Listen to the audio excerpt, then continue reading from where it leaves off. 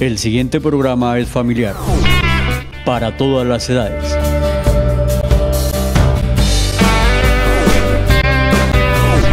No contiene escenas de sexo ni violencia.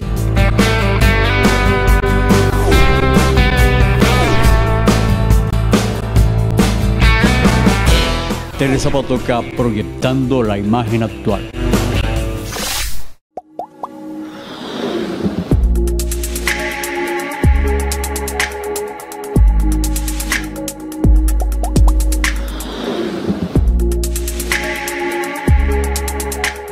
Muy buenas noches. Con Custodio Martínez, un amigo cucuteño, criado en Bucaramanga, hace 40 años se fue para Venezuela, abogado él, educador, Custodio, con especialidad en derechos humanos, etc. Se vino a pasar un periodo sabático a Zapatoca, y hemos tenido jornadas interesantes de tertulia sobre temas diversos. Me pareció que éramos egoístas y dedicábamos esas jornadas solamente a nosotros y a un grupo de amigos solamente. Entonces pensamos que podíamos compartirlo con ustedes y contactamos a mi compadre Ricardo León, presidente de AUPASA, y generosamente me dijo que hablara con Orlando Enrique y con Edgar, las personas que se encargan de la producción de AUPASA, para que hiciéramos un programa que lo vamos a denominar ¿De qué hablamos? Entonces, ese es el nombre del programa. ¿De qué hablamos hoy? Entonces, ¿de qué hablamos hoy, Custodio? Ese es el tema así empezará siempre el programa. Contamos con la generosidad de Rodrigo en la Casa de Ejercicios. La locación por lo menos donde vamos a filmar los primeros programas será aquí en la Casa de Ejercicios. Le agradecemos a Rodrigo. Y claro, con el apoyo técnico de Orlando Enrique y de Edgar, pues vamos a continuar y entremos en materia para no perder tiempo. El tema escogido para hoy, ¿de qué hablamos, Custodio? ¿Cuál es? Vamos a hablar de la paz, Alfonso. Vamos a hablar de la paz. La paz es una de las aspiraciones del hombre desde que puso los pies sobre la tierra y que lamentablemente cada día se aleja más y más.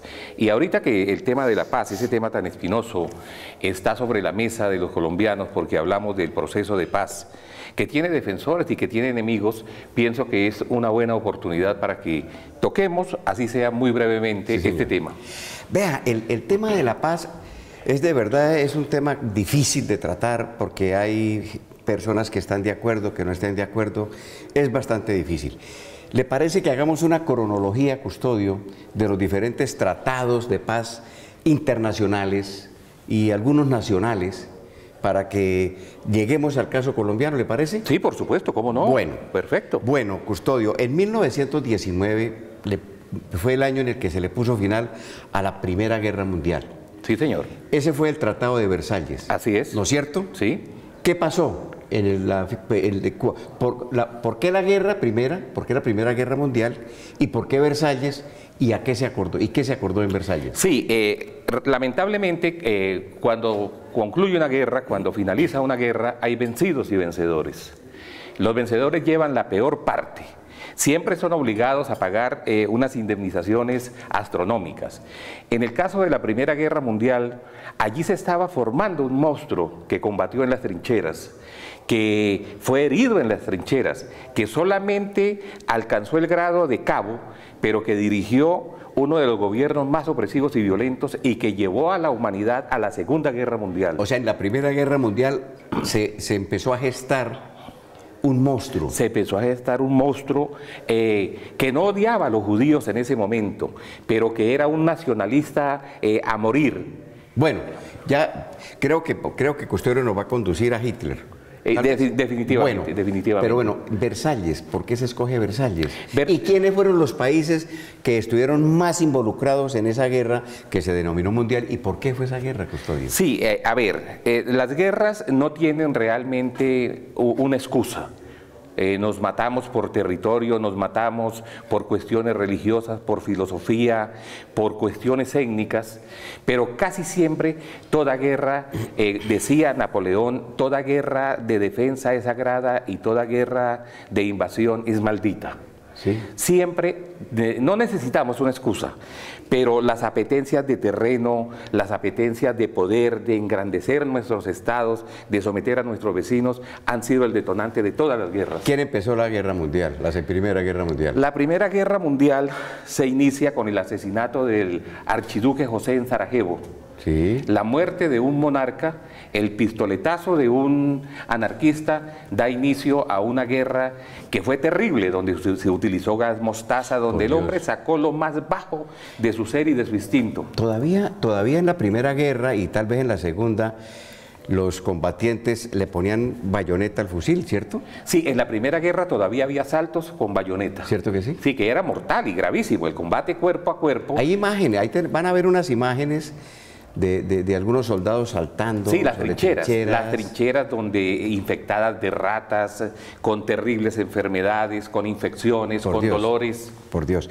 O sea, una guerra no solamente se da en la confrontación en un determinado campo de batalla con las armas convencionales, sino que en la guerra también participan esos fenómenos como las pestes, como los animales, como los roedores, en fin, es desastroso. Entonces se inicia por la muerte del archiduque, pero eso no fue como un florero de Llorente Custodio, al final no. No.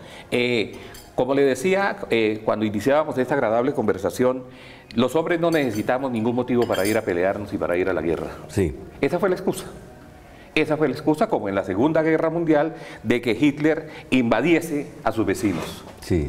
Y que comenzase a ganar campo, o como ISIS hoy día, sí, señor, que está ganando terreno cada vez más y adoctrinando a niños, asesinando, matando, todo en nombre de una deidad, de un creador, sí, todo en nombre de Mahoma. Sí, señor. Bueno, yo pienso que como el tiempo no es demasiado y vamos a tratar varios temas relacionados con acuerdos, con tratados de paz internacionales y nacionales, dejemos cerrado el punto del Tratado de Versalles ahí. Versalles que en Francia, ¿no? Sí, señor, ¿cómo no? En Francia, sí. ¿Cómo no? Se firmó el tratado en un vagón de ferrocarril. Sí. Muchísimos años después, Hitler, cuando invade Francia, en el mismo vagón firma la rendición de Francia. Vea, por Dios. Porque fue una retaliación, para él fue una venganza. Sí, señor. Eso ocurrió en 1919. En el año de 1995, Custodio, entiendo que fue en ese año cuando se le pone fin a la famosa guerra de Bosnia. Sí, cómo no. Sí, cómo no. ¿Qué pasó ahí? Sí, la guerra de Bosnia enfrenta en esta oportunidad a hermano contra hermano, amigo contra amigo, a compadre contra compadre, a vecino contra vecino, y todo por una situación étnica, como si nos comenzásemos a matar los costeños con los bogotanos, los antioqueños con los santanderianos, los boyacenses con los cucuteños. Porque siempre ha habido el prurito de creer que algunas razas son superiores y mejores que las demás. Bosnia queda, a ver, ubiquémonos, bueno, las generaciones nuevas ya han oído hablar de Bosnia, Herzegovina, bueno, de esos países. ¿Los Balcanes quedan ahí? Sí, está en los Balcanes. Los Balcanes. Es vecina de Italia. Bueno, pero ese era un país que después de la Segunda Guerra Mundial, creo, lo unió el mariscal Tito. ¿Sí? Y se llamaba... En estos momentos... Yo me acuerdo donde estaban todos esos países concentrados, congregados en uno solo. Nosotros estamos haciendo este programa casi que improvisado, porque es una tertulia tranquila, pero el mariscal Tito logró conformar un gran país que cuando el mariscal Tito se muere, explosiona ese país, y entonces empiezan es como que aquí en Colombia nos enfrentáramos los antioqueños con los santanderianos, sí, señor. Los boyacenses con los de los llanos. Yugoslavia. En fin, Yugoslavia. Eso es correcto, el mariscal Tito. Entonces Bosnia, eso fue en Dayton, la firma del Tratado de... Sí, se firma en Dayton, aparentemente le pone fin a la guerra, se hizo muchísimo daño, los cementerios, los sitios donde se arrojaron los cadáveres, los excesos de la guerra, ya con armamento moderno, con aviones sobrevolando, comandos asesinando poblaciones entre ellos inermes, mismos, eso de verdad que fue terrible, y aún hoy siguen prófugos, porque eso fue muy reciente, algunos de los protagonistas de esta terrible matanza que una vez más enlutó el mundo. Sí, entre hermanos prácticamente, pero o sea, hay unas diferencias, lo que decía Custodio al comienzo, las guerras por comida, se habla de que la Tercera Guerra Mundial de pronto será por agua, por religión, pero es lamentable. Pero hablando de religión, hay un acuerdo que se firmó recientemente, porque cuando yo digo recientemente, estoy hablando del 95 para acá. El 95 fue el de Bosnia. ¿Cuál fue el acuerdo? Hay un acuerdo en el del Viernes Santo. El del Viernes en Santo. Inglaterra. Sí, señor. Pues en el Reino Unido, mejor. Sí. Del Viernes Santo. ¿Cómo fue ese acuerdo? Sí, ese acuerdo le pone fin a la matanza terribilísima, al enfrentamiento por cuestión religiosa entre cristianos y protestantes en el Reino Unido. Sí. Específicamente en ¿Irlanda? En Irlanda del Norte. Irlanda del Norte. En Irlanda del Norte. ¿Irlanda del Norte era más católica? Era más católica y le hizo una oposición férrea a la corona inglesa. Sí, señor. La corona inglesa se votó con todo su aparataje de seguridad y comenzó a perseguir a los instigadores de la guerra. Sí, señor. A desaparecer a combatientes y cerebros de combatientes, hasta que ellos mismos, el IRA, termina enfrentándose entre ellos por cuestiones, por cuotas de poder, y aunado a la matanza que ya había entre católicos y protestantes, se suma la matanza entre ellos mismos. Sí. Vamos a unas anotaciones de carácter institucional, porque esta es una organización que es sin ánimo de lucro, luego aquí no presentamos publicidad. Entonces vamos a un pequeño receso y ya regresamos.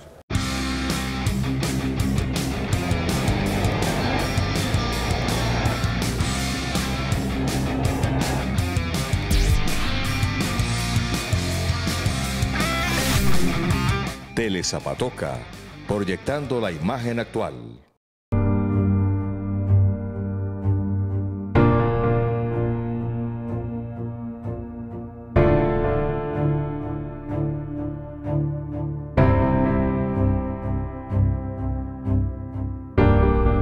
Me gustaría ser una presentadora deportiva reconocida.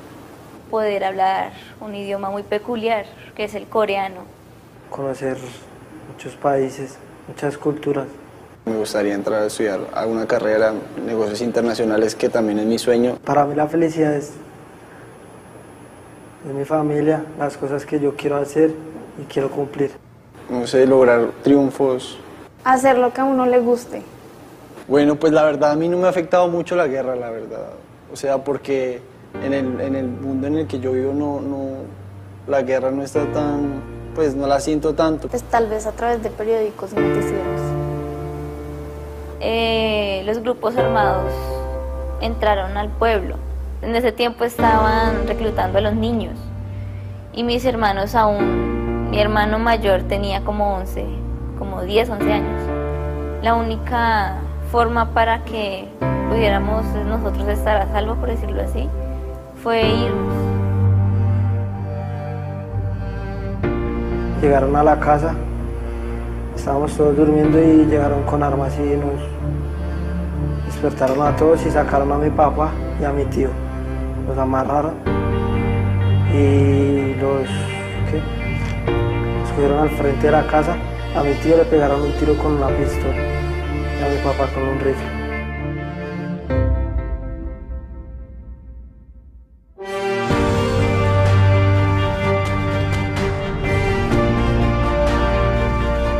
La violencia es muy dura.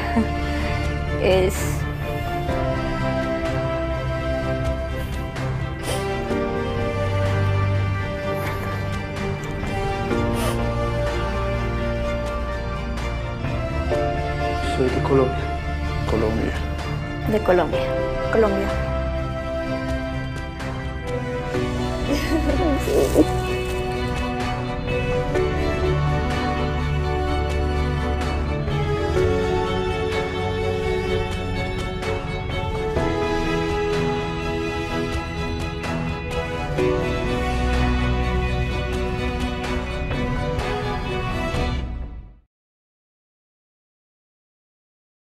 Bueno, muy bien. Habíamos, antes del corte, veníamos hablando del acuerdo del Viernes Santo, que fue el que le puso fin a la guerra en el Reino Unido entre irlandeses. Bueno, una guerra pues que duró no sé cuántos años, ya me va a decir Custodio. Viernes Santo, ustedes tal vez ven en mi frente la ceniza. Yo soy católico. Hay dos cosas en la vida y pues tal vez ustedes dirán que no les interesa, pero les quiero contar. Hay dos cosas en la vida que yo he tratado de mantener, que es mi religión católica y mi partido político. A veces tiene uno que tomar ciertas decisiones, pero uno debe mantenerse en el partido político. Soy católico, hoy empieza la Cuaresma. Digo hoy, que es miércoles 10, que es el día que estamos grabando el programa, porque yo todavía no sé estos muchachos en qué parte de la parrilla nos lo van a poner para que lo podamos empezar a ver. En fin. Viernes Santo, Custodio, la guerra entre irlandeses y ingleses, entre católicos y protestantes, por utilizar un término. ¿Cuántos años y cuántas víctimas? 30 años. No, 3 décadas de asesinarse hermano con hermano, padre con hijo, vecino con padres. No, por Dios. Y a propósito de la cruz de ceniza que los católicos acostumbramos colocarnos en la frente, me recuerda en este momento cuando el coronel Aureliano Buendía, en 100 años de soledad, a todos sus hijos los marcó en la frente y a uno los fueron matando por esa seña. No me diga. Entonces no los protegió, los hizo un blanco fácil y visible. No, por Dios. Hay que leer, hay que seguir leyendo, hay que releer. De literatura vamos a tener la oportunidad de hablar, si Dios nos lo permite. Custodio, pasemos a Latinoamérica. O sea, hemos hablado de guerras, pero escogidas, porque es que son muchas las guerras. Pues hablamos de unas muy puntuales, muy conocidas, muy recientes, pues la Primera Guerra Mundial, y de unas muy recientes. Hablemos de América Latina. Hay en América varios países, sobre todo Centroamérica, estuvo muy expuesta. Hay una guerra interna en Guatemala. Sí, señor, ¿cómo no? En el año de 1900, y se va a parecer mucho lo que se acordó allá con lo que se está trabajando aquí. Fue en el 96 que se firmó el acuerdo, ¿no? ¿Cómo no? De Esquipulas. ¿El acuerdo de Esquipulas? Sí, señor. En el 90, sí, señor. Sí, señor. El acuerdo de Esquipulas, en Guatemala. Sí, señor. 36. Es que lo estaba confundiendo con otro que vamos a tratar. 36 años de conflicto, 36 años asesinándose brutalmente por una idea política, por una tontería, por cosas que no vale la pena perder la vida. Sí, señor. ¿Qué se logró con este acuerdo? Se puso fin a la guerra, es cierto. Pero las consecuencias desde 1996 para acá en Guatemala han sido terribles. La aparición de bandas emergentes, la aparición de un nuevo bandidaje, gente que se quedó armada, personas que siguen delinquiendo, personas que nunca pudieron regresar a su terruño. Entonces no es tan fácil conseguir la paz y no es tan fácil la reparación, no es tan fácil el olvido y mucho más difícil aún a veces es el perdón. Sí, por supuesto. Pero claro que luego llevaremos este caso de Guatemala para compararlo, equipararlo con el caso colombiano. Las razones de la guerra en Guatemala fueron básicamente ¿cuáles, Custodio? Las razones de la guerra de Guatemala básicamente comienzan por problemas políticos. ¿Y hay frentes de izquierda? Frentes de izquierda, frentes de derecha, ¿El Frente Farabundo Martí es de dónde? De Guatemala. ¿De Guatemala? De Guatemala. En Nicaragua fue el Frente... El Frente Sandinista. Sandinista de Liberación Nacional. ¿El Farabundo Martí? Claro. No, sí, fueron posiciones de izquierda.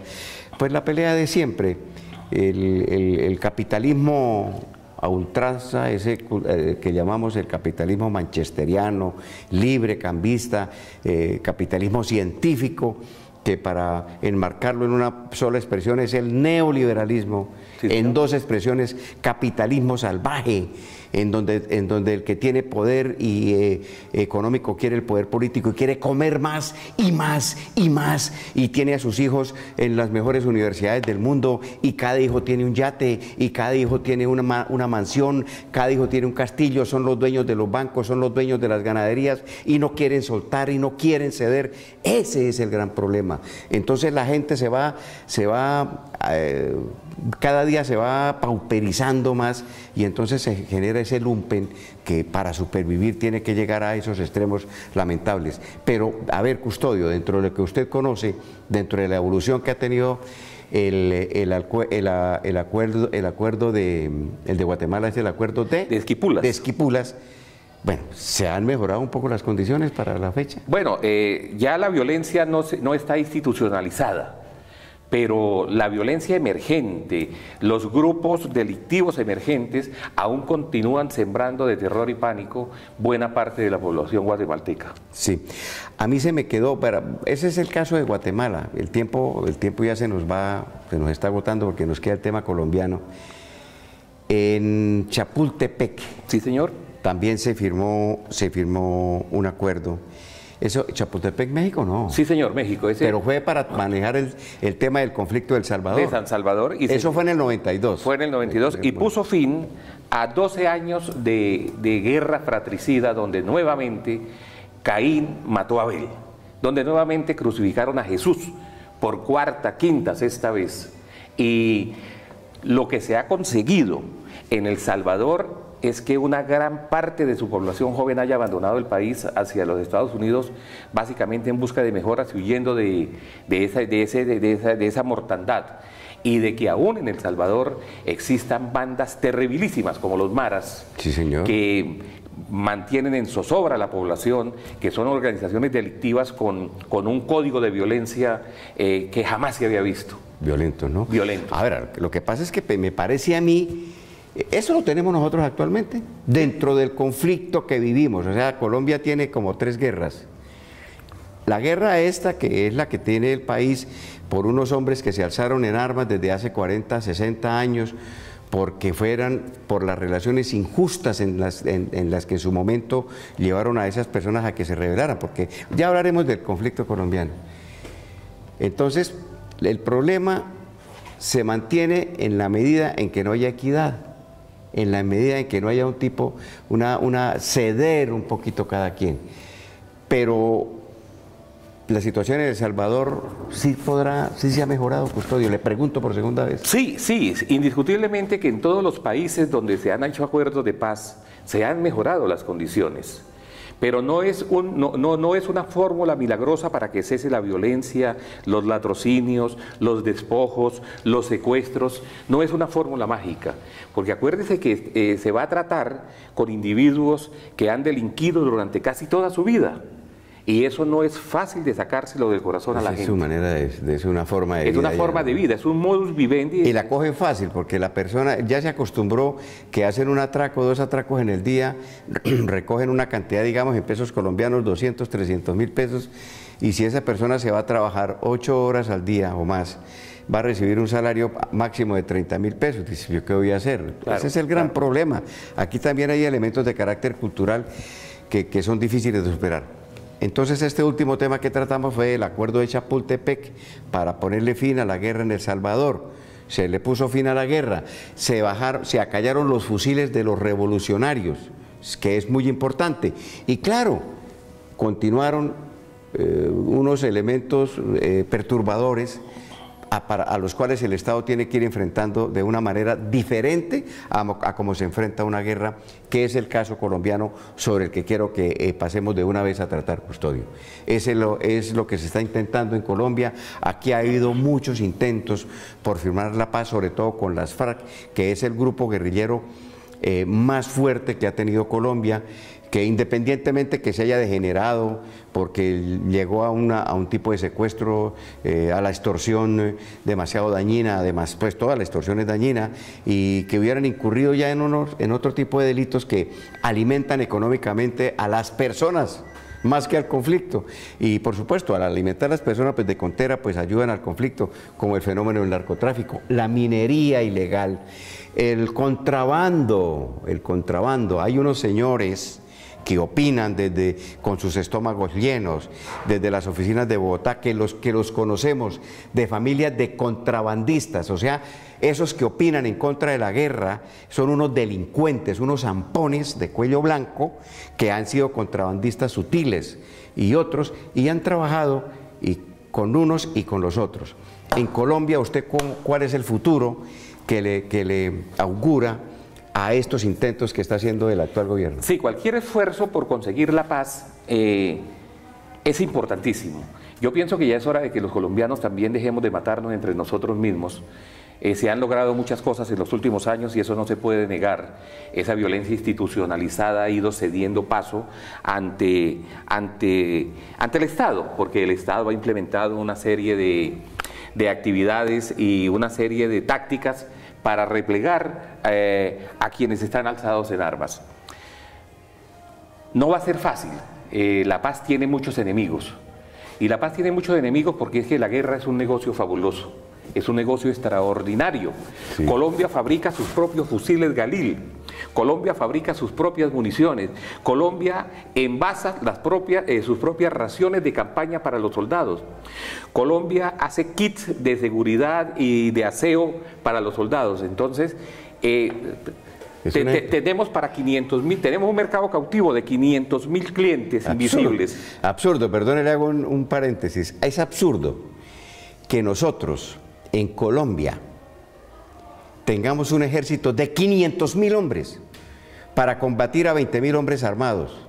500.000. Es que yo creo que ni Brasil tiene 500.000. Brasil tiene una población cercana a los 300.000 habitantes. 300 millones de habitantes. Es absurdo que para defender los intereses de unas pocas personas, porque es la verdad, el Estado destine tanto dinero.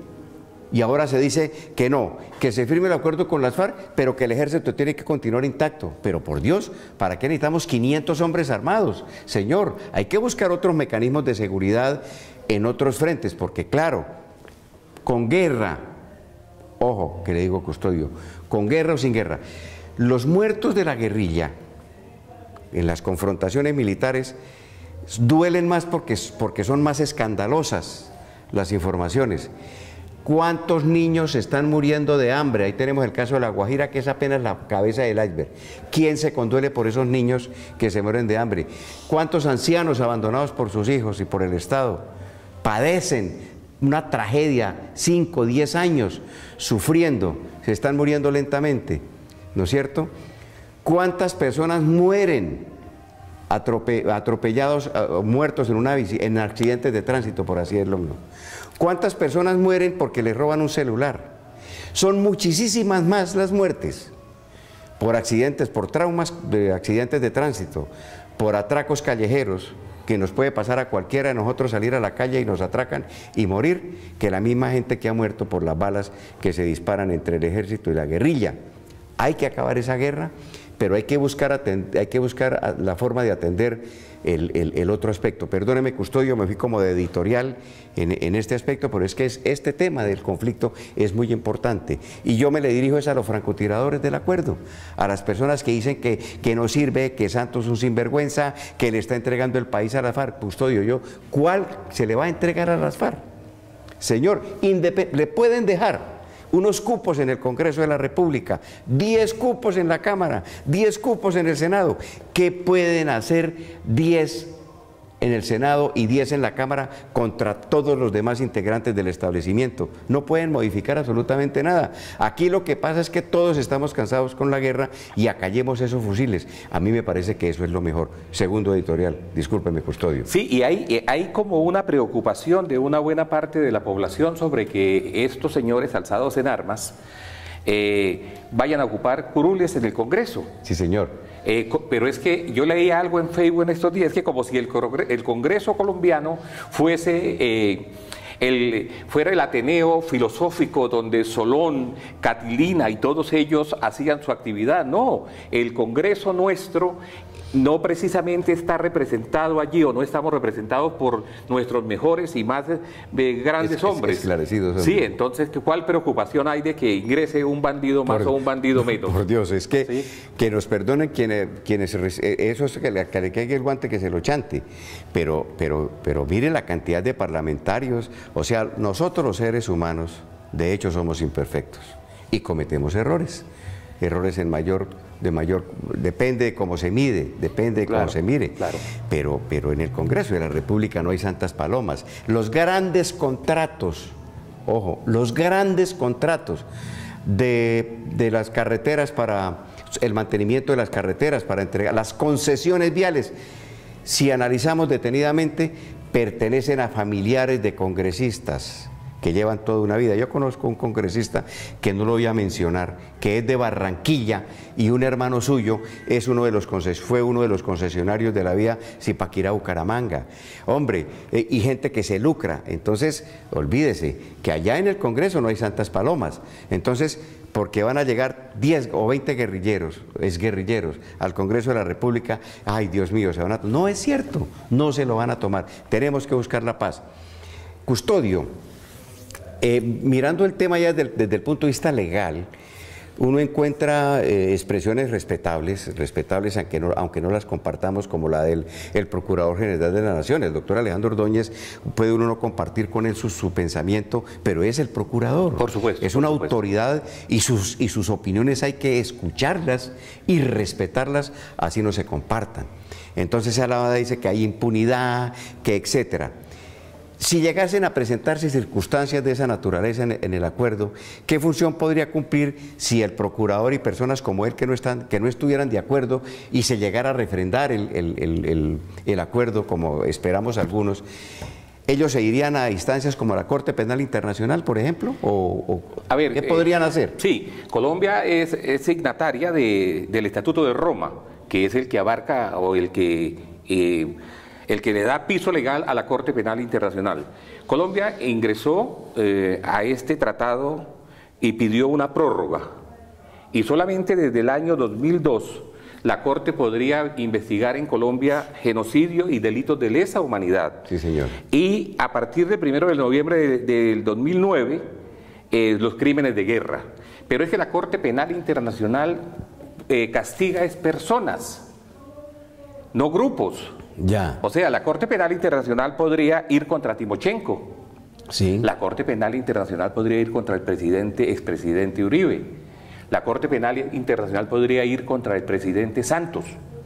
La Corte Penal Internacional va contra individuos, no contra grupos, ni contra organizaciones. Entonces no afectaría el acuerdo. Absolutamente para nada. El acuerdo puede continuar. Y el profesor Kai Ambos, un jurista alemán de grandes quilates, profesor universitario en Colombia y que hizo el doctorado en Colombia por el tema de la guerra y de la paz, sí, dice que estas conversaciones de paz y estos acuerdos de paz son muy complejos y muy difíciles de cumplir.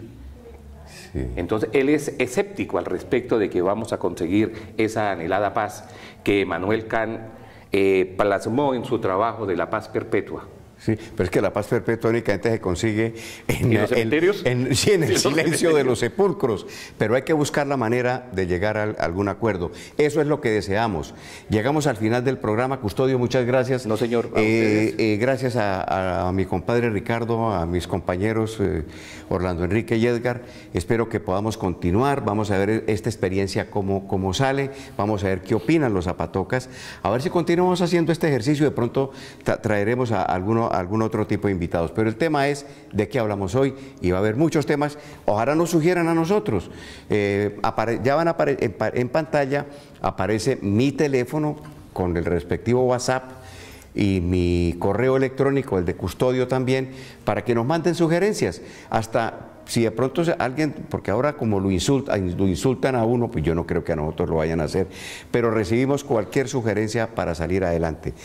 Entonces, con los agradecimientos a Telezapatoca, a los muchachos que nos acompañaron hoy, a Ricardo, al presidente, y por supuesto a Rodrigo, porque nos permitió esta locación. Esta locación la denomina Rodrigo aquí en un salón donde está toda la alegoría al Quijote, la ventana de Dulcinea, creo que así se llama. Sí, yo no sé si ya la poncharon nuestros compañeros camarógrafos. Es la ventana de Dulcinea. Aquí hicimos el primer programa, vamos a ver si lo seguimos haciendo aquí o estaríamos buscando otras locaciones para esto. Custodio, ¿algunas palabras más? Sí, usted me preguntó cuando veníamos acá y antes de comenzar a grabar este programa que recomendáramos un libro al final del... al final del siempre programa, vamos ¿sí? a recomendar uno. Entonces, les recomiendo que se lean un libro de Leonardo Padula, que es un cubano escritor que tiene un libro que se llama El hombre que amaba a los perros, sí, señor, donde nos aclara todos los pormenores y los intrilingües del asesinato de León Trotsky en México por parte de José Mercader, que se decía que era belga y resultó ser español, hijo de una comunista acérrima, coronel de la KGB, que reposa sus restos allá en París. Bueno, y un segundo libro, que es bastante antiguo, es de por allá de los años 70, lo recomiendo por el tema que tratamos hoy, el de la guerra. Cuando usted dice, Custodio, que la guerra es un excelente negocio, pues me acordé de Federico Forsyth, quien escribió un libro que se llama Los perros de la guerra. Léanse ese libro y verán que la guerra es un excelente negocio, y por ser un gran negocio es difícil que se acabe porque el hombre es supremamente egoísta.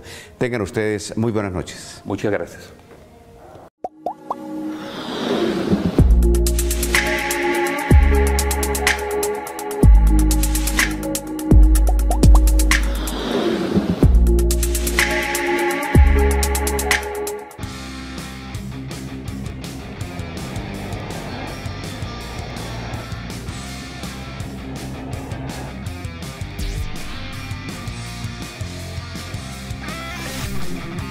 Telezapatoca, proyectando la imagen actual.